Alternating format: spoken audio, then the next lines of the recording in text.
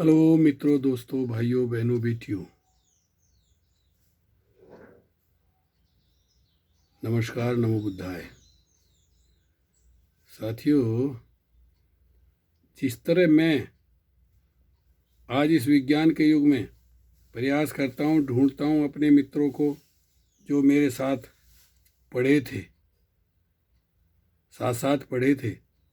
मुझे उन सबके मित्रों के, बहुतों के, अपनी क्लास के ज़्यादातर के नाम याद हैं। तो 5 दिन पहले एक मित्र का फ़ोन आया। उनका नाम नाहर सिंह। मेरा गांव सिखेड़ा से अगला गांव था पिलाना। वो पिलाना गांव के रहने वाले थे। तो उन्होंने बताई अपनी कहानी। वो 78 साल के, मैं 75 का, कि मुझे ये शिकायत है। तो मैंने उनको जो है बताया कि देखिए, मेरे पास यहाँ दवाई तो है, आप जो बीमारी बता रहे हैं एलर्जी, लेकिन वो दवाई यहाँ से अगर भेजूंगा मैं, दवाई 500 रुपये के भेजने में लगेंगे 5,000 रुपये। 3 जहाज बदल के दवाई वहाँ पहुँचेगी। तो समस्याएं हैं तो समाधान है, बीमारी है तो इलाज भी है। तो मैंने उनको बताया कि भारत में मेरे 2 मित्र हैं, मैं उनके नंबर आपको दे देता हूँ, उनसे आप बात करें। वो लाइलाज बीमारी का इलाज करते हैं। तो मैंने ये मैसेज उनको भेजा।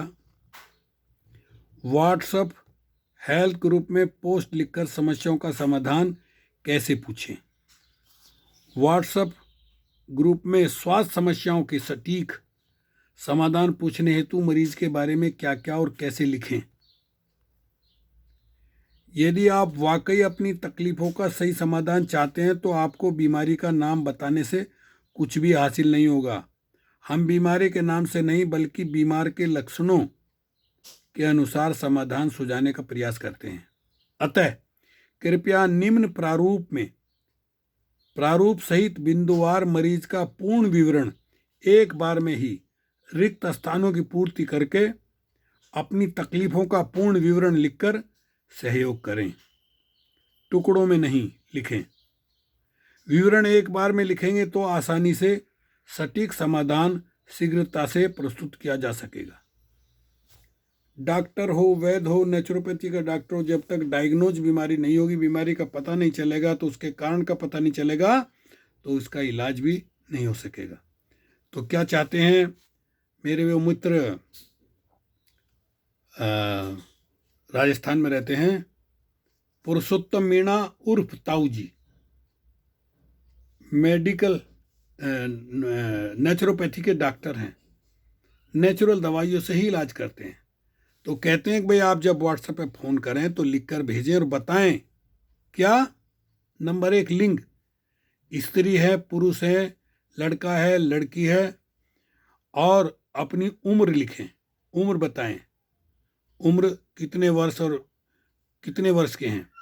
अपना वजन बताएं, कितना किलो है।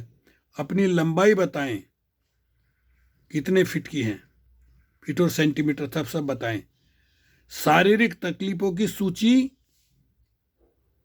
जिसमें प्रत्येक तकलीफ के बारे में विस्तार से बताएं कि तकलीफ कितने वर्ष से है, तकलीफ कैसे और कब घटती बढ़ती है, अब से पहले तकलीफों का क्या और कौन सी चिकित्सा पद्धति से कितने समय तक उपचार करवाया और उपचार का परिणाम क्या रहा। मानसिक विकारों की सूची, जिसमें प्रत्येक मानसिक विकार के बारे में विस्तार से बताएं कि कौन सा विकार कब से है। वर्तमान में 80% से अधिक लोग 24 घंटे में सिर्फ एक बार मल त्याग करते हैं, इसलिए उनको अनेक पाचन विकारों का सामना करना पड़ रहा है। अतः सभी पाचन विकारों के बारे में विस्तार से लिखें। भोजन, शाकाहारी हैं, मांसाहारी हैं एवं शाकाहारी हैं। यदि किसी प्रकार की कोई जांच करवाई है तो उस जांच का परिणाम लिखें। जांच रिपोर्ट ग्रुप में पोस्ट नहीं करें। जीवन शैली सक्रिय, निष्क्रिय, यदि सक्रिय हैं तो बताएं किस प्रकार से सक्रिय रहते हैं। भोजन, जंक फूड, पैक्ड फूड, तेलीय या घी युक्त भोजन, क्या क्या लेते हैं आप, क्या खाते हैं, क्या क्या एनिमल फूड खाते हैं, दूध, दही, घी, पनीर, चीज, मांस, ये एनिमल फूड है। अन्य कोई जानकारी हो जो आप जरूरी समझें। ये देखिए कितनी अच्छी जानकारी दी है उन्होंने, जिससे कोई दिक्कत ना आए। आदिवासी ताऊ, नंबर है 8561955619, 8561955619। इस नंबर को आप व्हाट्सएप ऐड करें और फिर पुरुषोत्तम मीणा उर्फ ताऊ जी, उनसे बात करें और सारी घटना बताएं। फिर देखिए आपको लाइलाज बीमारी का इलाज करते हैं ये पुरुषोत्तम मीणा ताऊ जी, जो नेचुरोपैथी के डॉक्टर हैं। नेचुरल दवाई से इलाज करते हैं, जिसको जवाब देते थे डॉक्टर उसका भी इलाज कर देते हैं। तो यदि विश्वास है तो आप जो है नंबर नोट करिए, व्हाट्सएप ऐड करिए और मिलाइए फ़ोन। अब वो कहेंगे कहाँ से मिला नंबर, तो आप बता देना कि जी आपके एक मित्र हैं साउथ अमेरिका बोलिया में, सत्यपाल बोध, वो भी नेचुरोपैथी के डॉक्टर हैं। क्योंकि वो इतना दूर हैं, 7 समुंदर पार हैं, दवाई नहीं भेज सकते, आप भेजिए, उन्होंने आपका नंबर दिया है। ठीक है मित्रों, तो ध्यान रखिए, क्योंकि हम सभी चाहते हैं 100 साल जिए, लंबी उम्र जिए, जब तक जिए स्वस्थ रहें। क्योंकि 4 प्रकार के सुख बताए हैं, हर आदमी चाहता है।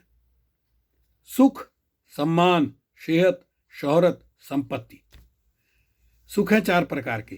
पहला सुख निरोगी काया, दूजा सुख घर में हो माया, तीजा सुख कुलवंती नारी, चौथा सुख बच्चों आज्ञाकारी।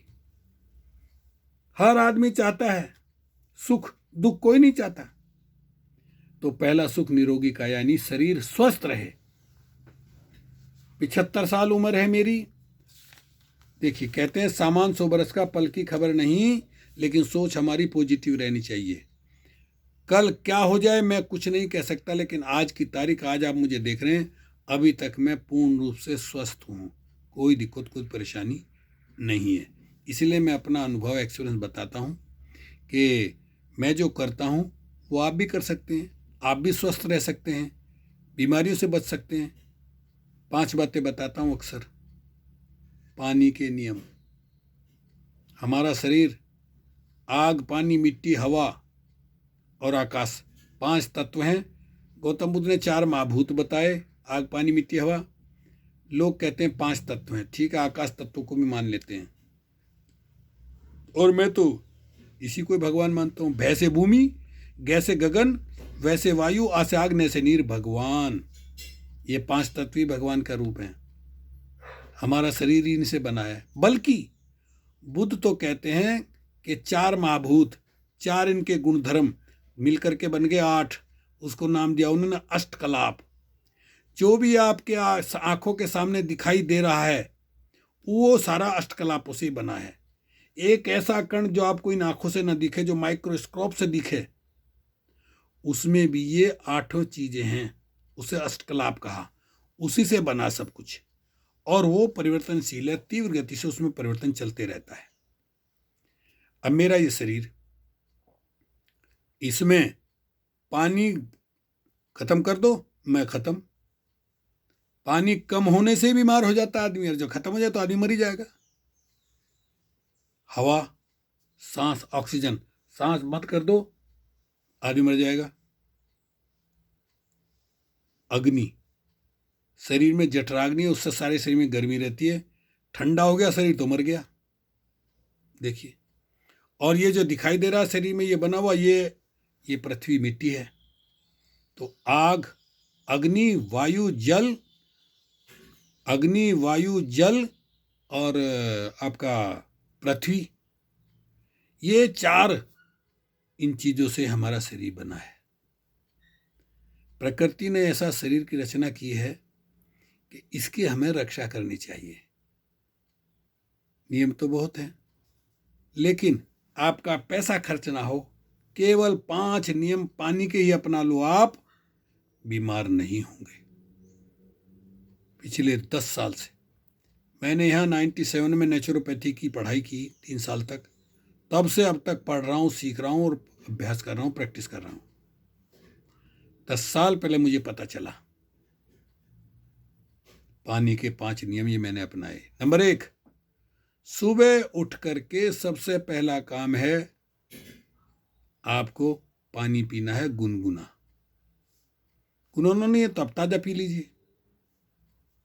मैं पीता हूं 4 गिलास, बड़े वाले 4 गिलास, यानी 1 लीटर। आदत पड़ गई। पत्नी और बच्चे कहते हैं इतना पानी क्यों पीते हो। अब वो तो इस बात को समझते नहीं। हमारे शरीर में 70% जल रहता है, 30% है और कुछ सामान। और जब जब ये पानी की मात्रा घट जाती है तभी शरीर में बीमारी शुरू हो जाती है। प्यास लगती नहीं, लोग पानी पीते नहीं। पानी की जगह प्यास में कभी कोका कोला, कभी पेप्सी, कभी कुछ, कभी बियर, सोडा, सर्विस से पता नहीं क्या क्या पीते हैं। उससे पानी की पूर्ति नहीं होती। पानी की पूर्ति पानी से ही होगी, जल से ही होगी। तो सुबह उठ करके सबसे पहला काम, खाली पेट, पहले हिंदी में कहते हैं निन्ने बासी, स्पेनिश में कहते हैं एन आयुनो, यानी खाली पेट 2 गिलास कम से कम शुरू कर दो, 2 गिलास गुनगुने पानी। उसके बाद वॉशरूम, शौचालय जाओ तो आसानी से पेट साफ हो जाएगा। पहला नियम पानी का। दूसरा, पानी जब भी पियो कभी भी खड़े होकर मत पियो, बैठ जाओ, बैठ करके आराम से पानी पियो। तीसरा, फ्रिज का पानी मत पियो। प्यास लगी है, गर्मी है तो घड़े का पियो या नेचुरल पियो, फ्रिज का पानी नहीं। वो अंदर जो शरीर में गर्मी है उसको कम करता है और पाचन क्रिया को सुस्त करता है। चौथा, दिन भर में 7-8 गिलास पानी जरूर पियो जब भी याद आ जाए आपको। पांचवा और आखिरी, सबसे इंपॉर्टेंट, सबसे जरूरी, जब भी आप नाश्ता, दोपहर का खाना, लंच, डिनर जो भी कुछ करें, 1 गिलास पानी रख तो लें, पीना नहीं है। खाने के साथ, खाना खा रहे हैं तब और खाने के तुरंत बाद कभी ना पानी पिए।